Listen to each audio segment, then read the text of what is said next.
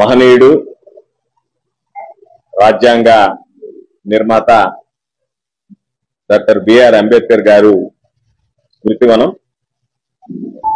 విజయవాడలో ఏర్పాటు చేసి సుమారు 404 కోట్ల రూపాయల ఖర్చుతో నాటి ముఖ్యమంత్రి జగన్మోహన్ రెడ్డి గారు పనులు ప్రారంభించి పూర్తి చేసి జాతికి అంకితం చేయడం జరిగింది.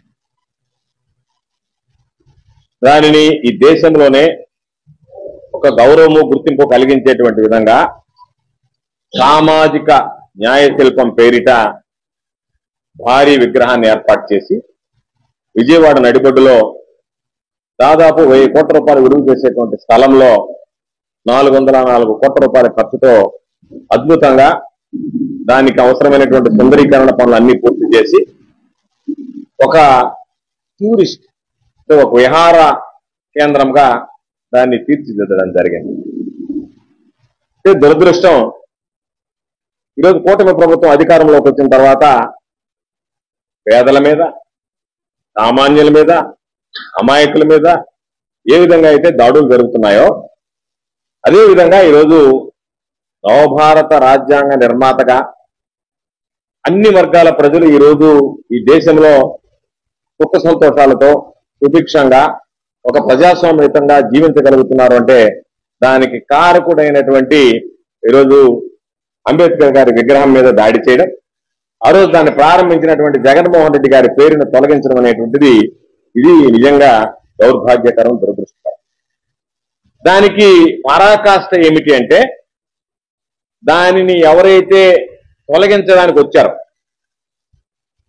వచ్చినటువంటి వ్యక్తులకి కరెంట్ లైట్లు ఆర్పేసి అక్కడ ఉన్నటువంటి వాళ్ళందరినీ బయటికి పంపేసి పోలీసులు సహకరించడం అనేటువంటిది బహుశా చరిత్రలో ఎక్కడ విని ఉండం. ఇది అత్యంత హేయమైనటువంటి చర్య. దీని వెనక ముఖ్య ఉద్దేశ్యం బిఆర్ అంబేద్కర్ గారి విగ్రహాన్ని నిర్మిస్తానని చెప్పి గతంలో చంద్రబాబు నాయుడు గారు హామీ ఇచ్చి దానికి సంబంధించి ఎక్కడో నేను అమరావతిలో నిర్మిస్తానని చెప్పి ఎక్కడో ఒక మూల ఒక స్థలాన్ని కేటాయించి ఆ కనీసం ఆ స్థలం కూడా చూపించకుండా ఆ స్థలాన్ని కూడా కనీసం గుర్తించకుండా వదిలివేయడం జరిగింది. జగన్మోహన్ రెడ్డి గారు పెట్టినటువంటి ఆ సామాజిక శిల్పం అంబేద్కర్ పేరిట విజయవాడ స్వరాజ్ మైదానంలో నడిబొడ్డున ఉండటాన్ని ఈరోజు చంద్రబాబు అనుకో జీర్ణించుకోలేకపోతున్నారు. అందుకనే ఈరోజు జగన్మోహన్ రెడ్డి గారికి సంబంధించినటువంటి వైఎస్ఆర్ కాంగ్రెస్ పార్టీ శ్రేణుల మీద దాడి చేయడంతో పాటు జగన్మోహన్ రెడ్డి గారి ఆలోచన ఆంధ్ర రాష్ట్ర ప్రజల పూర్తికి భిన్నంగా వ్యవహరిస్తూ చివరికి రాజ్యాంగ నిర్మాత అయినటువంటి బిఆర్ అంబేద్కర్ గారి మీద కూడా దాడులు చేయడం ప్రారంభించారు. అంటే ఈ రాష్ట్రంలో ఈ లోకేష్ అనేటువంటి వ్యక్తి ఎక్కడికి వెళ్ళినా ఒక భారత రాజ్యాంగాన్ని చూపించి మాట్లాడి ఇదిగో ఈ రాజ్యాంగంలో ఈ ఆర్టికల్ ప్రకారం నాకు హక్కు ఉందని చెప్పి ఈ రోజు ఏ హక్కును వినియోగించుకొని నీకు సంబంధించినటువంటి పచ్చగాంగిని పంపించి మీరు ఉన్నటువంటి బిఆర్ అంబేద్కర్ గారి విగ్రహానికి సంబంధించినటువంటి సామాజిక న్యాయ శిల్పం మీదనే దాడి చేయడానికి ప్రయత్నం చేశారనేటువంటిది సమాధానం చెప్పాల్సినటువంటి అవసరం ఉంది. అధికారం ఎవ్వరికీ శాశ్వతం కాదు. గుర్తుంచుకోండి, అధికారం ఎవ్వరికీ శాశ్వతం కాదు. అధికార మార్పిడి అనేది జరుగుతూనే ఉంటుంది.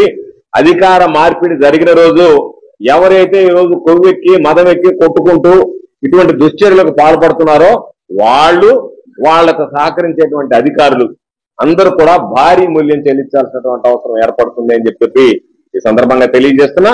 ఏది ఏమైనా ఈరోజు జగన్మోహన్ రెడ్డి గారి పేరుని అక్కడ తొలగించవచ్చు కానీ ప్రజలలో ఎంతో మంది ఈరోజు ఈ సంఘంలో ఉండేటువంటి అంబేద్కర్ గారి అభిమానుల హృదయాల్లో జగన్మోహన్ రెడ్డి గారు పెట్టినటువంటి ఆ సామాజిక న్యాయ శిల్పానికి సంబంధించినటువంటి ఆ స్థలం కానీ ఆ పర్యాటక క్షేత్రం కానీ ఎవరు కూడా ఆ స్మృతివనాన్ని కానీ ఎవరు హృదయాల నుంచి తీసివేయలేరు.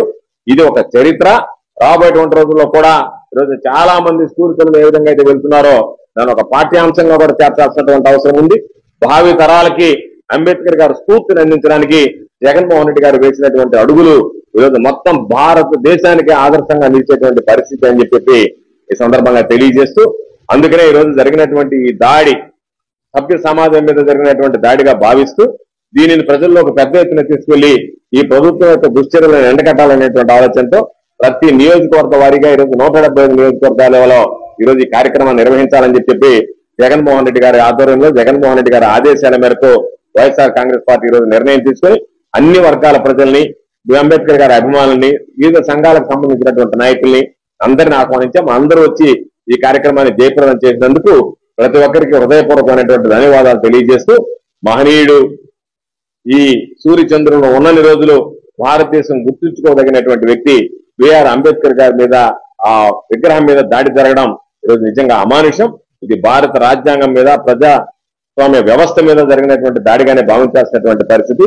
ఈ దాడిని మేమందరం ముక్త కంఠంతో ఖండిస్తూ, ఇప్పటికైనా సరే కూటమి ప్రభుత్వం భవిష్యత్తులో ఇటువంటి దుశ్చర్యలకి, దుందుడుకు చర్యలకి పాల్పడకుండా అన్ని రకాలైనటువంటి చర్యలు తీసుకుంటే మంచిదని చెప్పి హితవు చెప్తారు.